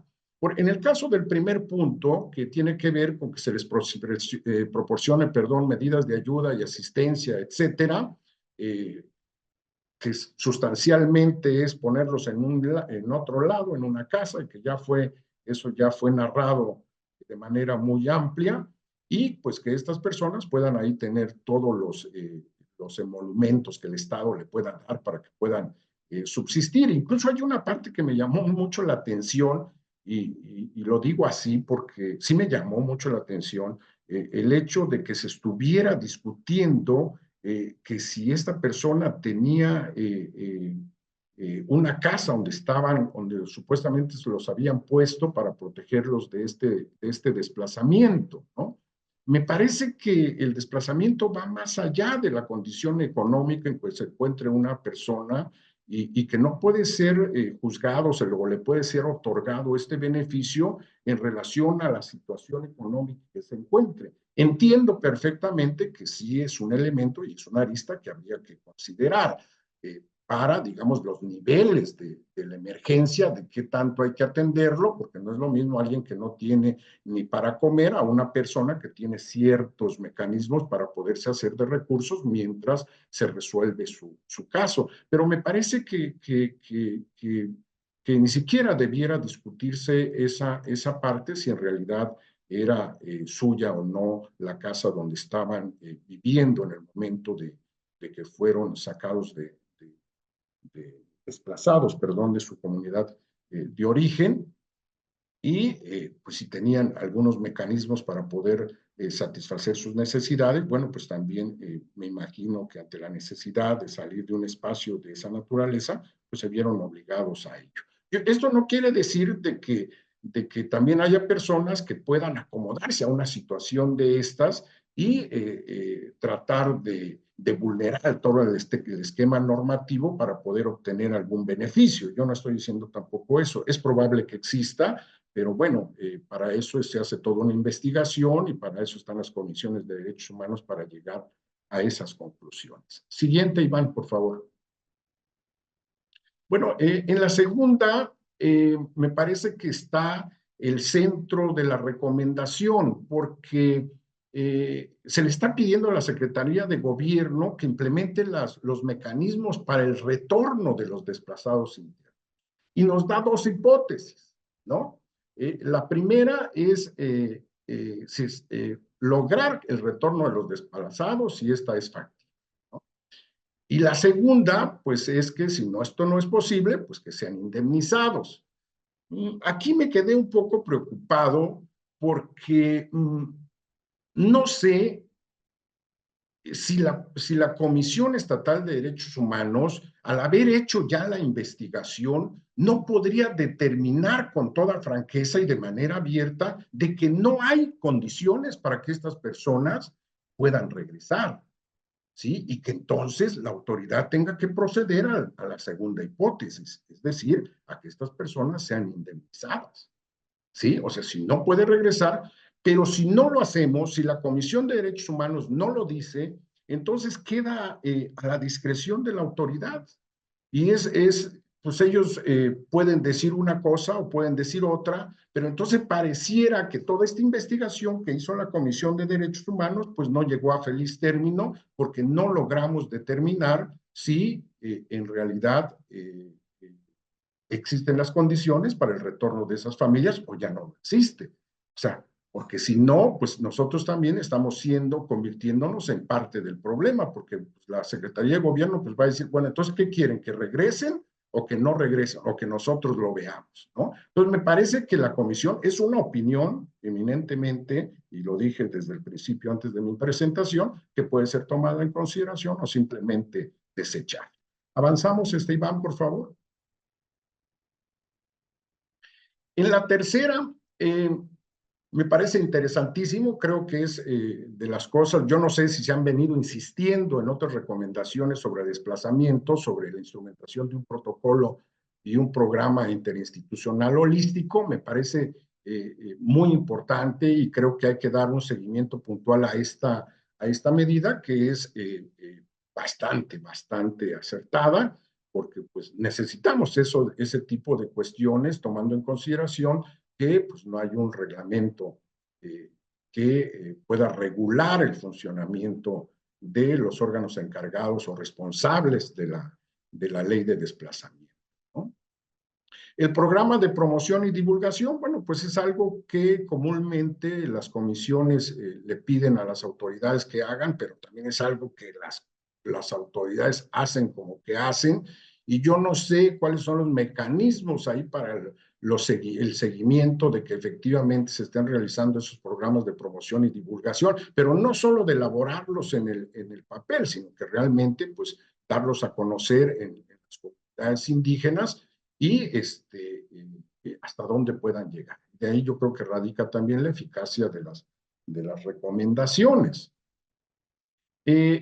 Finalmente, en la quinta punto recomendatorio, este es un tema que yo he discutido mucho y en mi primer libro, en el 2017, yo alertaba sobre la posibilidad de revictimizar a las víctimas cuando inscribimos en el Registro Estatal de Víctimas a las personas que fueron desplazadas. ¿Qué significa eso? Que se lleva a cabo toda una investigación y que regularmente no lo hacemos en breve tiempo. Y señalando como breve tiempo las 12 semanas que se han establecido como estándares internacionales para la integración de este tipo, cuando no son casos graves, la integración de las recomendaciones. Pero el problema que tenemos aquí es que cuando inscribimos al registro, ya sea nacional o estatal de víctimas, según corresponda, pues tenemos un problema porque estamos nuevamente iniciando con un nuevo proceso. Entonces, realmente hay una afectación tremenda también a las personas que tienen que iniciar prácticamente un nuevo procedimiento para poder llegar a feliz término, que no sé cuánto tiempo va a llevar también, sobre todo cuando se trata de cuestiones indemnizatorias, para que estas personas puedan acceder a los recursos también de los fondos para las víctimas. Siguiente, Iván. En la sexta, vamos a ver que emitir a la brevedad el reglamento de la ley. La ley fue emitida en el 2012. Fue la primera en su tipo, estábamos muy avanzados en ese momento, pero pues lamentablemente hasta allí nos quedamos. El transitorio tercero de esta ley dice que el Consejo deberá instalarse en los 60 días y a partir de ahí el Consejo tendría 90 días para emitir el requerimiento. Hasta donde sé en este momento y por lo que se desprende de la recomendación, no tenemos un reglamento de la ley y por tanto la ley se vuelve ineficiente, ¿no? Y bueno, la persona de enlace me parece que es algo ya eh, que se emite en todas las recomendaciones. Siguiente, Iván.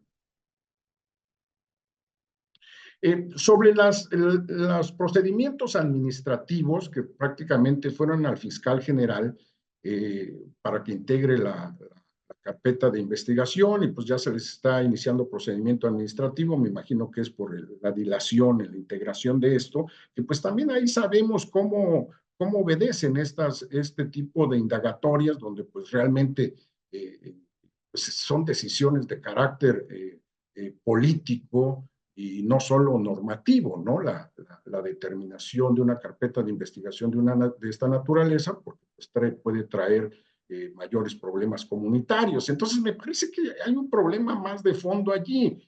Y luego, pues también habría que revisar, nada más como acotación, pues bueno, también si hay responsables para quienes no han instalado el consejo ni tampoco han emitido el reglamento. Y de esto no decimos nada en la recomendación. O sea, hay una omisión tremenda ahí de la autoridad para no emitir esto. Y en todo caso, si ya no se va a emitir, si el Consejo no va a estar funcionando bien y de manera permanente, bueno, pues entonces, y no se va a emitir un reglamento, bueno, pues entonces debiera de modificarse la ley o derogarse la ley, porque pues entonces estamos haciendo una ley, pero también estamos estableciendo mecanismos para no cumplirlos. Y otra parte que también me hizo un poco de ruido es el tema de los agentes municipales que supuestamente participaron en estas violaciones a derechos humanos y como sabemos, los agentes municipales son la autoridad administrativa y política en las comunidades, están vinculados directamente al ayuntamiento y entonces también debieran estarse el procedimiento administrativo, pero no lo señala la recomendación. Adelante, Iván. Perdón, Alfredo. Sí. ¿Podríamos ya en un par de minutos terminar esta parte? Con muchísimo gusto. Concluyo entonces. Pasamos a la última entonces, me voy a brincar esta parte porque pues realmente al ayuntamiento nada más le corresponde pues de alguna manera coadyuvar en estos procesos de capacitación de los derechos humanos en materia de desplazamiento. Y pues me voy muy rápido ya a las consideraciones, digamos ya como conclusiones de mi participación. Considero que es importante que se establezca una metodología para que tenga un análisis cualitativo y cuantitativo de los elementos de la queja y no solo una narrativa de los hechos. Creo que hay que revisar también el análisis de contexto, es decir, cómo se está, en medio de qué se está desarrollando la queja y los hechos, el entorno social, político, económico, etcétera, los antecedentes, como lo que hemos hecho de alguna manera las tres personas que estamos participando en este taller. Hacer el diagnóstico también, que es muy importante, no encontré datos y eso me preocupó mucho en la recomendación, del diagnóstico de la arista que se esté abordando, como en este caso el desplazamiento. ¿Cuáles son los datos que tenemos del desplazamiento en Chiapas? ¿Cuáles tenemos en el país, etcétera? ¿Y cuál es la situación actual? Y me parece que ya también es momento de agregar algunos elementos teóricos y doctrinarios al fenómeno que se esté estudiando. Y bueno, como parte de la recomendación, que seguramente lo harán, pues vigilar que el reglamento que alude al procedimiento transitorio 4 de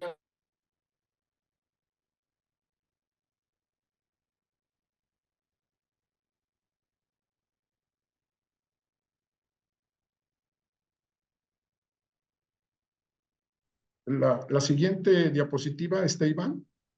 Ok, con esta termino.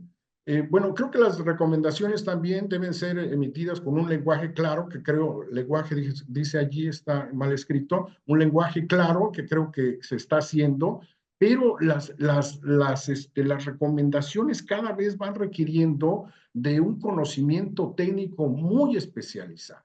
Entonces, a veces es necesario, y bueno, yo siempre he sostenido eso, a veces se tiene que contratar o pedir el apoyo de personal especializado sobre el tema que pueda enriquecer esas recomendaciones y el tema que se está abordando. Creo que también hay que abordar las recomendaciones con una visión y las quejas, obviamente, multidisciplinaria. O sea, ya no puede hacer una recomendación un solo abogado, un solo sociólogo, un psicólogo, etcétera, sino que tiene que ser un grupo de personas los que coadyuven en ese proceso para que realmente la arista que se esté abordando realmente esté completa. Y bueno, creo que tenemos que llegar también a un momento donde las recomendaciones sean más proactivas, es decir, no dejar espacio a la discrecionalidad de las autoridades, y entiendo la connotación política que mi comentario implica, pero sobre todo en los montos indemnizatorios, porque, por ejemplo, la Corte Interamericana de Derechos Humanos, que bueno, es otra cosa, en la mayoría ya de sus últimas sentencias están estableciendo los montos con los que las autoridades o los estados tienen que cumplir o indemnizar a las personas, ¿no? Y creo que todavía aquí no nos atrevemos a dar ese paso y poder sentenciar de manera contundente, ¿no? Y bueno, revisar cómo están funcionando estos órganos responsables del desplazamiento y en su caso, pues recomendar modificaciones a la ley y sanciones a quienes infrinjan las disposiciones legislativas. Bueno, espero no haberlos abrumado con tanta información. Con eso concluiría, Javier. Muchas gracias. Muchas gracias, Alfredo. Tenemos algunas preguntas. Comentan, ¿qué sucede si el municipio no permite reubicar a las personas desplazadas por temor de que regresan a su vivienda y estén vulnerables en la protección de sus derechos? ¿Y qué se puede hacer para prevenir futuros desplazamientos forzados de comunidades indígenas? Quisiera pedirle al doctor Luis Alfonso si él nos hace favor de responder estas dos preguntas.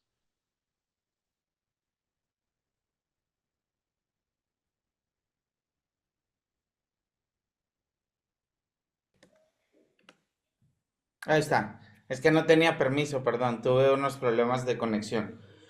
Perfecto, Luis Alfonso. Va.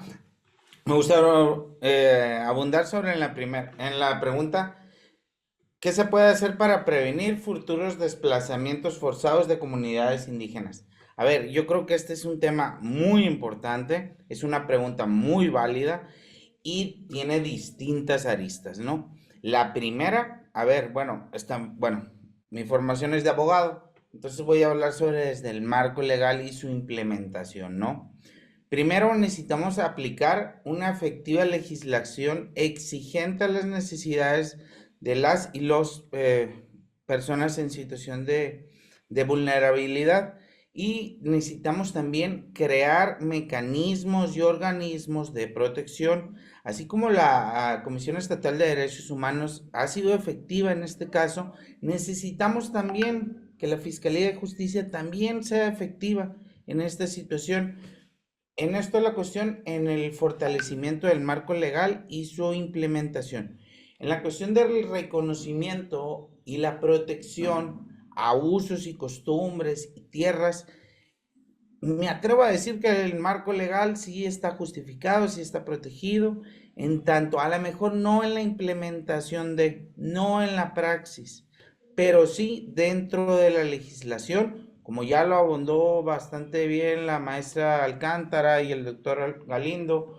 Se ha visto ya en el marco jurídico nacional e internacional. Podríamos mencionar también la cuestión del fortalecimiento de la autonomía y de la gobernanza indígena. En esta cuestión, el apoyo a esos sistemas normativos indígenas y también en la participación tanto a nivel local, regional y nacional sobre este tipo de toma de decisiones.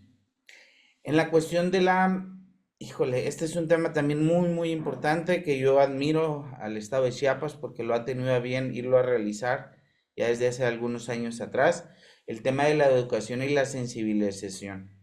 Yo me he dado cuenta, a ver, yo estoy a 3.300 kilómetros y cacho de Chiapas.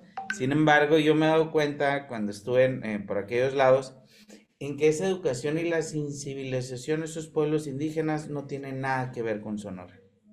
La cuestión, a ustedes en la facultad ¿Me escuchan? Sí. Ah, ok, perdón. Ustedes, por ejemplo, en la Facultad de Derecho, les dan derecho indígena. En Sonora ni siquiera nos los dan ni como materia introductoria, ni es acercado a un plan de estudios. Entonces esa educación y sensibilización yo la creo no adecuada, necesaria para prevenir futuras violaciones a derechos humanos y obviamente para prevenir el desplazamiento, ¿no? Y bien, la cooperación totalmente de políticas públicas que no sean excluyentes a la hora de la toma de decisiones y se den cuenta que ellos y ellas son parte de la comunidad y se tiene que brindar el cobijo y el respeto a la dignidad de todas esas comunidades. Es todo, gracias y dejo apertura para las siguientes preguntas y a los demás participantes. Jimena, ¿nos haces favor de responder la siguiente pregunta? ¿Qué papel juegan las autoridades y la sociedad civil en la defensa y promoción de los derechos y garantías de las personas pertenecientes a comunidades indígenas? Bueno, pues las autoridades obviamente tienen un papel muy importante, como comentaba el doctor Galindo, sobre todo de un estudio, de un análisis de la situación que realmente está ocurriendo para poder implementar políticas públicas que sean efectivas y que protejan estos derechos humanos de las comunidades indígenas, ¿no? Que realmente haya una prevención de conflictos que puedan derivar, como en este caso, del desplazamiento forzoso.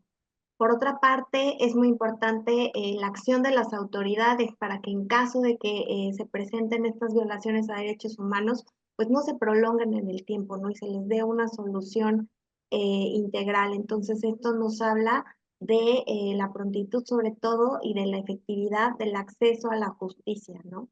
También es muy importante tener en cuenta todo el tema de mediación y resolución de conflictos, ¿no?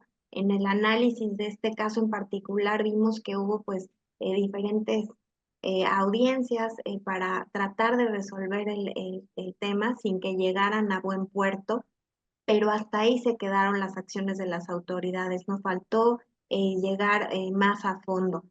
Eh, Obviamente, pues las políticas de inclusión son muy importantes y la participación de los gobiernos locales, justamente para entender las problemáticas que se presentan, ¿no? Chiapas, por ejemplo, es un estado muy grande, pero cada comunidad tiene sus propias particularidades, entonces no se puede hacer un estudio tan general, siempre tiene que estarse abocando a las necesidades de cada una de las comunidades indígenas para que realmente sean efectivas estas medidas. Eh, por supuesto, en el tema de la sociedad civil, pues tenemos diferentes ONGs, ¿no? Que también apoyan en la defensa de los derechos de las comunidades indígenas, también hay apoyo jurídico por ahí, todo el tema, perdón, de la sensibilización eh, comunitaria, ¿no? Es decir, educar justamente sobre los derechos y los desafíos que presentan las comunidades indígenas, en donde también se debe de fomentar un tema de solidaridad y de respeto, ¿no? También tiene que haber un monitoreo no solamente por parte de las autoridades, sino por parte de la sociedad civil, pues para ir documentando cualquier situación e incluso temas de violaciones a derechos humanos que de pronto pues no se ven reflejados, ¿no? También muchas veces hay temor de parte de los pobladores a presentar denuncias, ¿no? Por miedo pues a las repercusiones que se puedan presentar. Por supuesto, pues todo esto deriva en informes públicos que pues se han presentado, ¿no? Entonces, eh, pues sobre todo es muy importante, yo creo, esta parte de la prevención, ¿no? Antes de que se desaten temas de desplazamientos forzados, ¿no? Y justamente de una intervención oportuna y efectiva de las autoridades para dirimir los conflictos. Perfecto. Doctor Alfredo Galindo, brevemente una respuesta, además de que nos piden poder compartir su presentación, si usted nos lo permite, la compartiremos a las personas que lo solicitan. y pregunta, ¿qué medidas está tomando el gobierno del estado para prevenir y mitigar el desplazamiento de comunidades indígenas? Eh, Respecto a lo primero, con muchísimo gusto, creo que esa es la idea de este tipo de talleres, que podamos compartir nuestras ideas y poder compartir, en su caso, los materiales correspondientes. De mi parte no hay ningún inconveniente en ese sentido, ¿no? A través de ustedes, a través de la comisión, pueden hacerlo llegar y no hay ningún problema. De acuerdo. Respecto a la pregunta, digo, es una pregunta muy compleja que a lo mejor debiéramos de preguntárselo precisamente al gobierno del estado, a las autoridades que están haciendo. Yo puedo opinar desde la perspectiva académica, como ustedes pueden opinar desde la perspectiva de las comisiones de derechos humanos, que obviamente pues, están más inmersos en la investigación de lo que está haciendo. Lo que sí puedo observar con toda claridad es que el tema del desplazamiento en Chiapas de por sí era un problema ya muy complejo, por esto que les señalé de las etapas de cómo se ha venido desarrollando el desplazamiento. Ya era muy complicado desde los problemas comunitarios, desde los problemas religiosos, etcétera, y que se han agudizado ahora, con lo que hemos venido señalando también, de la violencia que se está gestando en el Estado, en muchos municipios, y que están generando una ola de desplazamiento. Yo lo que tendría que ver es que necesariamente, más de que qué está haciendo, yo más bien diría que es tiempo de que en realidad se haga algo de manera puntual y contundente sobre el tema.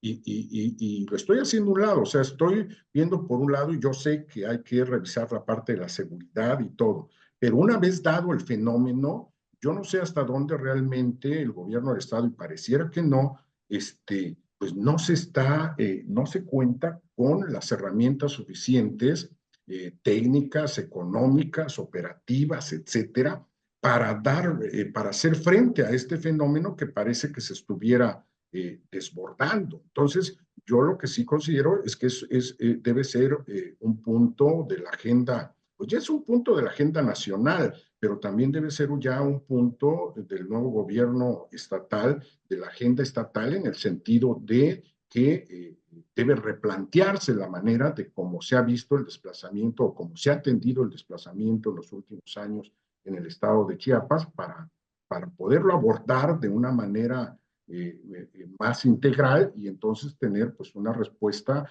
que no va a eliminar el desplazamiento, pero que pueda coadyuvar a mejorar estos procesos y en el caso de que se genere, poder dar una respuesta más contundente a las. Esa sería mi opinión. De acuerdo, doctor. Muchísimas gracias.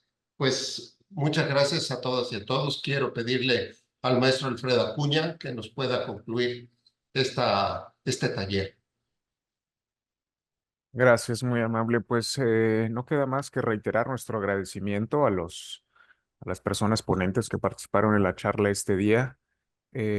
Su trabajo, sus consideraciones y conclusiones respecto de este instrumento recomendatorio fortalece, como mencioné al principio, la naturaleza pública de las recomendaciones que emite este organismo protector.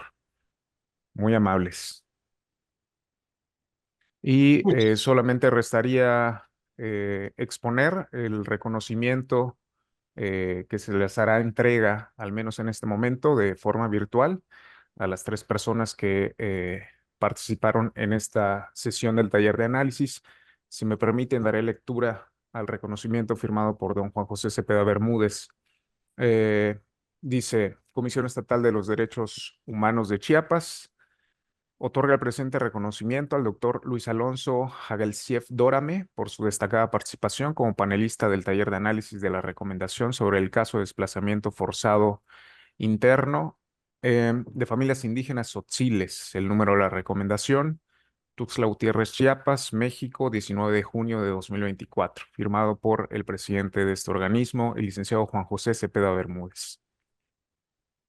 Del mismo modo, el reconocimiento a la maestra Jimena Alcántara Navarrete por su valiosa participación en la sesión de esta mañana. Y al doctor Alfredo Galindo Albores, también agradecemos su intervención y las opiniones que en torno a este instrumento recomendatorio generosamente compartió con nosotros. Muchas gracias, doctor Galindo Albores.